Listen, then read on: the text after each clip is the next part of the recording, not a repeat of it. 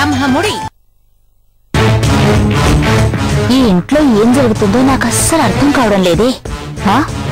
ఆ కావ్యని ఇంట్లోంచి పంపించేద్దామనుకుంటే ఆ ఆనందరావు హఠాత్తుగా మాయమైపోయాడు. సరేలే పీడ వదిలిపోయిందనుకుంటే మళ్లీ వచ్చి ఊడిపడ్డాడు. అర్భకురాలు అనుకున్న కావ్య ఆ కళ్యాణ్ ఎలాగూ చంపేసింది. పోనీలే దాన్నెలాగూ అరెస్ట్ చేసి పోలీసులు తీసుకెళ్లిపోతారనుకుంటే దానికి ఆ పోలీసులే అండగా ఉన్నారు. అంతా అయోమయంగా ఉంది. అసలు దాన్నేం చేయాలో నాకు అర్థం కావడం లేదు. పోనీ ఆ పిచ్చిపిల్ల కీర్తనని చంపేసి ఆ నేరం కావ్య మీద మోపేద్దామని పెద్ద ప్లాన్ చేసి కరెక్ట్ గా దాన్ని చంపబోయే టైంలో ఎంట్రీ ఇచ్చి కాపాడేసింది. ఈ లోపల ఆనందరావు గాడొచ్చి కావ్యని ఇంట్లోంచి బయటకి పంపించేశాడు.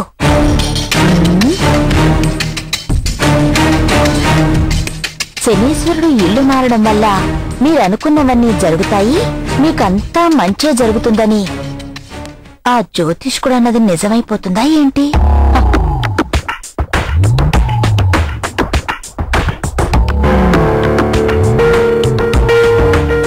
నాకు పెద్దగా ఆశలేమీ లేవు.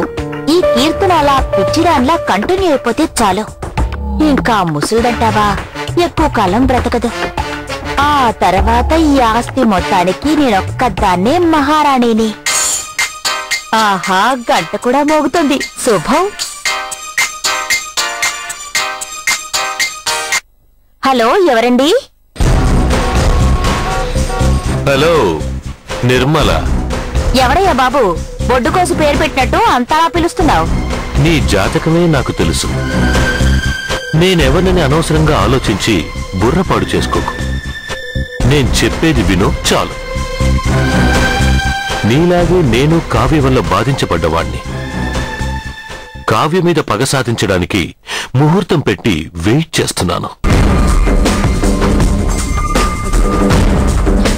నువ్వు చెప్పేది నాకేమీ అర్థం కావడం లేదు. కీర్తన్ని చంపాలని ప్లాన్ చేశాను, కానీ నీ వల్ల అది సాధ్యం కాలేదు. ఇప్పుడు ఆనందరావే కావ్యని బయటికి పంపించేశాడు. ఇంతకంటే మంచి అవకాశం మనకి దొరకదు. ఇప్పుడు కీర్తనకేం జరిగినా అందుకు కావ్యే కారణమని ఆ ఆనందరావే నమ్ముతాడు.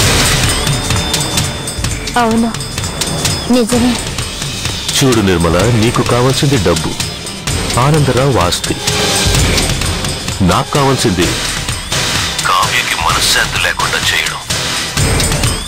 మనిద్దరి కోరికలు నెరవేరడానికి ఆ కీర్తన మనకి కావాలి. నువ్వెలాగైనా కీర్తన్ని అక్కడి నుంచి తీసుకొచ్చేసే, మిగతాది నేను చూసుకుంటాను. ఆ తర్వాత చూడు, నువ్వనుకున్నవన్నీ జరుగుతాయి.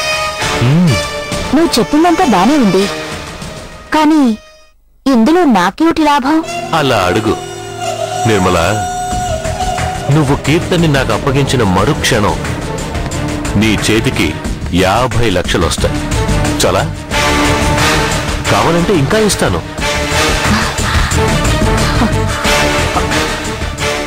నేను నమ్మచ్చా? చూడు నిర్మల, చేసేది తప్పుడు పనే అయినా అందులో ఓ నిజాయితీ ఉండాలనుకుంటాను నేను. నేను చెప్పిన ప్రకారం నీకిస్తానన్న 50 లక్షలు ఇస్తాను. ఎట్టి పరిస్థితుల్లోనూ నా పేరు బయటపడదు. ఉండనే ఉందిగా కావ్య, దాన్ని ఇరికించి మనం తప్పించుకుందాం. నాకంతా అయోమయంగా ఉంది. ఆలోచించుకోవటానికి నాకు కొంచెం టైం కావాలి. బాగా ఆలోచించు. 50 లక్షలు మర్చిపోకు.